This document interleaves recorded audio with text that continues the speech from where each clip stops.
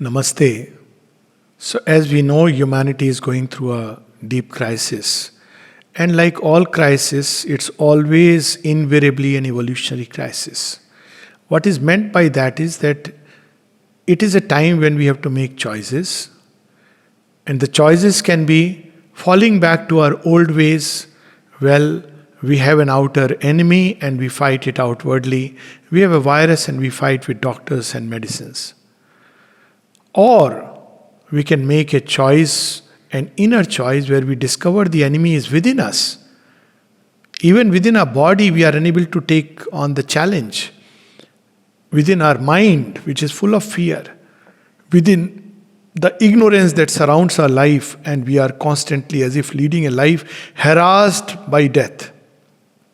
And then the strength also, the light, the power we can find within us. So if we make the choice of finding the inner enemy and opening the inner door, then this crisis will become for us a means for evolution and higher ascension. But on the other hand, if we take it that this crisis is something outward, the means are also outward, then even when we recover, even when the wave, this giant tsunami of darkness has passed over us, we'll remain unchanged and only wait for another wave and another wave and another wave. But if we take this other route, that in this state of darkness, when all around there is confusion and chaos, let us open the door within. When all other outer doors are closed, it's time to go within and open that door. There we find safety. There we find certitude. There we find the power of victory. There we find the solace that heals all wounds. There we find the deep bond and connection with all creation and with everything. There we find the love that heals and transforms. There we find the compassion which leans over earth as a balm. There we find the prayer which is not enshrined in any book but rises straight from the depths of the heart and reaches to the very highest and calls in the intervention of forces beyond our reckoning, forces that can change destiny in a moment. As Sri Aurobindo says in Savitri, a touch can alter the fixed front of fate. There we can discover the fire that scatters a million darknesses, in which whatever comes is consumed and destroyed. There we find the alchemist stone, the touchstone that can transform all weakness into unsurpassable strength. And there we can find the great opportunity, that which can turn every obstacle, every difficulty, every danger into an opportunity and a path of ascension. This inner door is within man, in the core of his heart, in the depths of his heart, right there in his center. It is his center. This is man and not this outer body, this outer personality which is formed by nature for its temporary purposes. So much we are identified with this body and this temporary personality which is found by our natural environment of birth, our conditioning from society through education, that we are so afraid to lose it.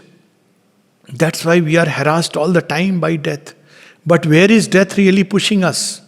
To discover this one true identity, which is beyond all these conventions and formations and habits and patterns formed by time, that time creates and dissolves. But there is within us an immortal, timeless entity, which if we discover, then all fear of death vanishes. In fact, then death dies for us, and terror is terrified by the presence of this deity within. It is that divine child within us, the secret deity who sits unworshipped in the one true temple of the Lord.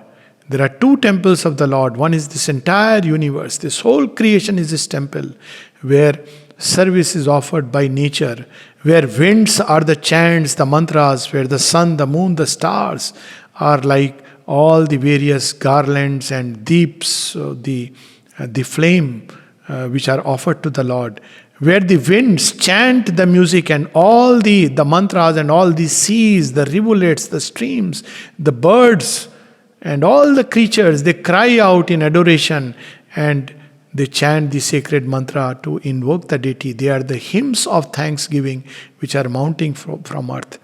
This is the first temple of the Lord. Wonderful temple. It's everywhere. Wherever we are in this temple. And the second temple, to which man has an access. Man alone has the access, the unique privilege. And that is within the very body, as the Gita says, Manavi Tanu Ashritam. I dwell within the human body, but the Asura knows me not. And therefore he tortures this body as if it is just something which has come to life. And not only the Asura tortures his own body by various means, but he also tortures the other sentient bodies of other creatures. But this body is a temple of the Lord, and if we start living this great profound truth, that the divine is within, only I knew him not. The Lord is within us, only I saw him not. Then our life will change wonderfully and we'll find that presence all the time, everywhere, that presence which is the source of all security, of all peace, unconditional peace, of bliss that surpasses all the joys upon earth and in the worlds beyond. It is the source of that wisdom that surpasses all philosophy and cannot be enshrined or written in any book, whether of science or of philosophy. There we can find the love that no human relation can ever give, no relation with any object can ever give. And there we can find the grace that can change everything, and that grace which helps us to progress through everything. So let this moment of crisis become for us. It is thus for earth, and it can become for us individually too a moment when we can take a leap, as both Sri Aurobindo and the mother say, this is the hour of God. And in the hour of God, we either break down or we take a leap.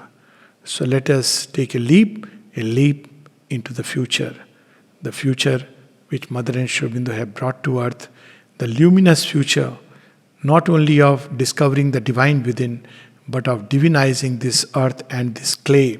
And all these attacks from outside are actually kneading matter like a dough so that it can become softened, it can become more plastic, it can become more open and receptive to the divine forces which are active upon earth in as intense a way or more intense a way than the darkness which seems to surround us. Let us invoke this presence in our hearts and take a resolve to discover, and with that discovery, change the destiny of us, of all those who are around us, and of the earth itself. Thank you.